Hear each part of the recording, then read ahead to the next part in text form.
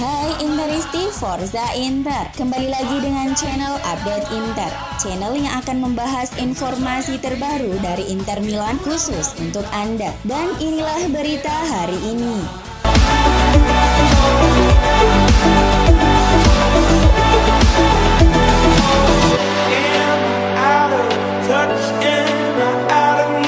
Gazzetta dello Sport mencatat bahwa Simone Inzaghi memiliki 4 masalah di Inter yang harus segera diperbaiki agar segera kembali ke jalur kesuksesan.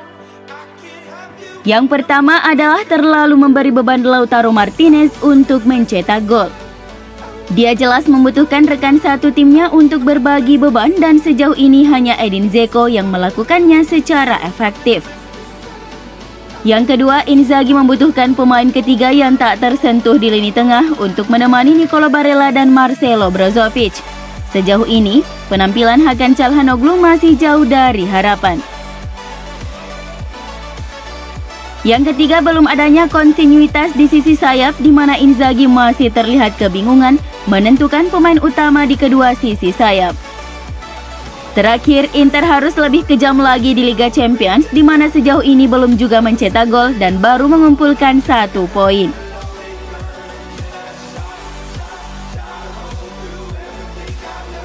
Hengkangnya Romelu Lukaku ke Chelsea membuat keberadaan Lautaro menjadi sangat diperlukan Inter.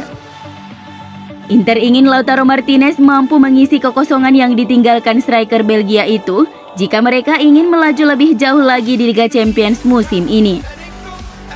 Seperti yang dilaporkan oleh La Gazzetta dello Sport bahwa Inter membutuhkan dan mengharapkan El Toro menjadi pencetak gol utama mereka musim ini setelah kepergian Romelu Lukaku di bursa transfer musim panas kemarin. Sejauh ini golnya lebih sedikit dari Edin Dzeko dan yang lebih mengkhawatirkan lagi adalah bahwa Lautaro Martinez belum mampu mencetak 1 gol pun di Liga Champions musim ini. Inter jelas sangat berharap untuk lolos dari fase grup Liga Champions dan peningkatan level Lautaro di Eropa jelas sangat dibutuhkan. Tapi masih ada waktu baginya untuk membuktikan diri bahwa ia bisa menjadi pemain utama Inter.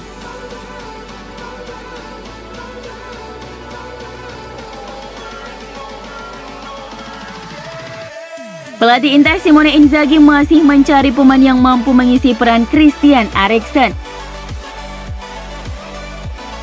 Seperti yang telah dilaporkan oleh La Gazzetta dello Sport, bahwa Inzaghi jelas menyukai starting 11 yang terdefinisi dengan sangat baik. Untuk lini pertahanan sudah masuk dalam kriteria tersebut yang diperkuat oleh Milan Skriniar, Alessandro Bastoni, dan Stefan De Vrij. Namun ia masih membutuhkan 1 pemain lagi untuk menyempurnakan lini tengahnya bersama 2 gelandang yang tak tersentuh di skuad, yakni Nicolo Barella dan Marcelo Brozovic. Sementara Hakan Çalhanoğlu sejauh musim ini tidak cukup konsisten untuk memainkan peran Eriksen di lini tengah. Begitu juga dengan opsi lainnya termasuk Arturo Vidal dan Matías Vecino.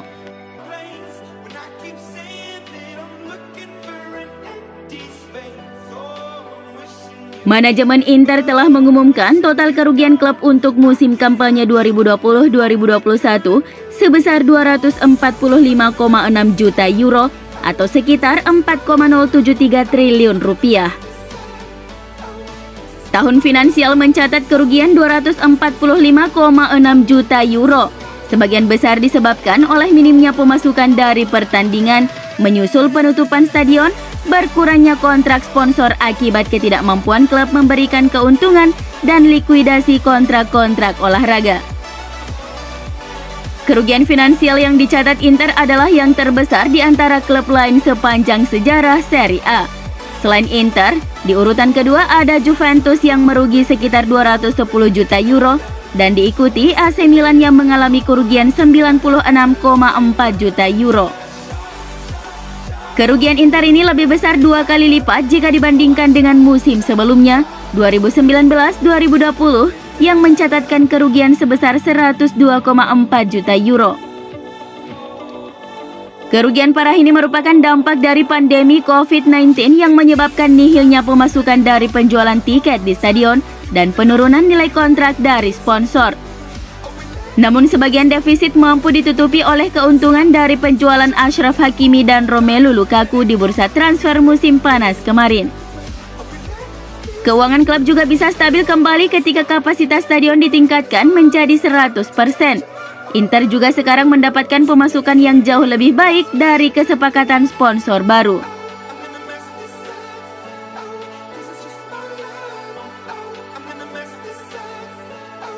Inter mendapat pemasukan yang lebih banyak dari tim rival sekota di partai kandang Liga Champions. Calcio Finanza menyebut Inter lebih banyak mendapatkan uang dari laga kandang melawan Real Madrid dibandingkan AC Milan saat menjamu Atletico Madrid. Inter mampu menghadirkan 37.082 penonton dan menghasilkan 3,5 juta euro. Sementara itu, Milan dengan 35.000 penonton hanya meraup keuntungan 2,7 juta euro. Dikutip dari Inter Milanopedia via Instagram, pendapatan yang lebih banyak ini tak lepas dari dua hal. Pertama, Inter punya strategi marketing yang berbeda, yaitu membuat 3 klasifikasi harga yang berbeda bagi anggota fans club, umum berlangganan, dan umum. Anggota fans club bisa mendapatkan harga lebih murah daripada untuk kategori umum. Kedua, basis fans Inter di kota Milan adalah kalangan menengah yang lebih memiliki kemampuan untuk membeli tiket stadion, dan data dari dulu selalu menunjukkan bahwa secara akumulatif tahunan, penonton ketika Inter bermain di Giuseppe Meazza lebih banyak daripada fans Milan yang hadir di San Siro ketika Rossoneri bermain.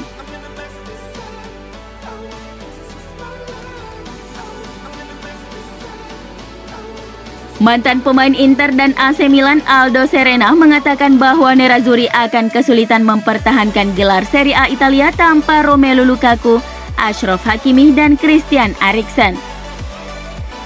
Saat diwawancara, Aldo Serena membahas tentang persaingan Scudetto musim ini. Tanpa Lukaku, Hakimi, dan Eriksen, saya pikir akan sangat sulit bagi Inter untuk mempertahankan gelar juara Serie A. Aldo Serena juga mengatakan bahwa AC Milan bisa menjadi penantang utama gelar jika mereka tersingkir dari Liga Champions. Rossoneri jika tersingkir dari Liga Champions bisa mempertaruhkan segalanya untuk kejuaraan musim ini.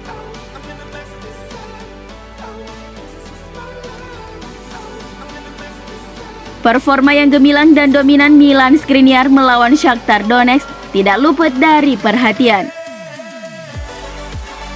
Bek Slovakia yang mendapatkan penghargaan Man of the Match di laga Shakhtar versus Inter telah dimasukkan dalam Team of the Week untuk Champions League Matchday 2. Bek tengah Inter ini juga dinominasikan untuk penghargaan Player of the Week, meski harus mengakui keunggulan kiper Sheriff Tiraspol Giorgos Athanasiadis yang memainkan peran kunci dalam kemenangan timnya atas Real Madrid.